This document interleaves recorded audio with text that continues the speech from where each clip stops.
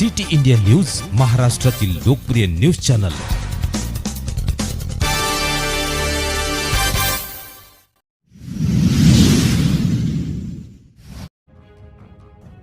महिला डॉक्टरवर कोलकाता येथे घडलेला जघन्य बलात्कार व हत्याकांड विरोधात सावनेर नगरी एकवटली।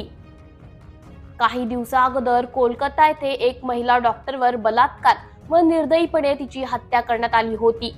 या घटनेचा सर्व स्तरावरून विरोध होत असताना सावनेरमध्ये सुद्धा इंडियन मेडिकल असोसिएशन तर्फे जन आक्रोश रॅली, मशाल रॅली, कॅन्डल रॅलीचे आयोजन केले होते। ही रॅली मुख्य मार्गाने होत पुन्हा गांधी पुतळा येथे वापस येऊन रॅलीचे समापन झाले। या मोर्चाला उत्स्फूर्त प्रतिसाद मिळाला असून सर्व स्तरावर या गंभीर निर्दयी घटनेचा निषेध करण्यात आला। असे गुन्हेगार प्रवृत्तीचे अपराधी समाजाला व मानव जातीला घातक आहे, असं काही स्थानिक डॉक्टरांचे मत होते। या मोर्चामध्ये मुर्दाबाद, वी वॉन्ट जस्टिस व फांसी दो अपराधी को असे नारे देण्यात आले।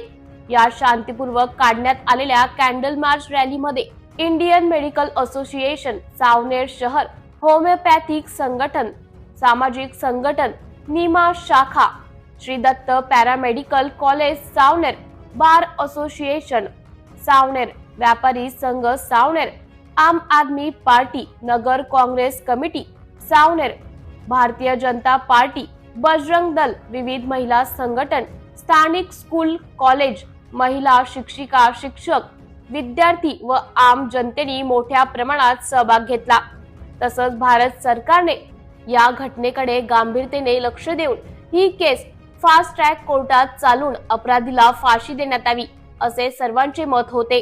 रॅलीचे समापन करून मृतक महिला डॉक्टरला श्रद्धांजली देण्यात आली व महिलावर होणारे घरेलू अत्याचार, लैंगिक अत्याचार, दहेज पीडित अत्याचार पूर्णतः थांबवावे असे सुद्धा आवाहन करण्यात आले। सिटी इंडिया न्यूज साठी नागपूर जिल्हा प्रतिनिधी प्रशांत ठाकरे।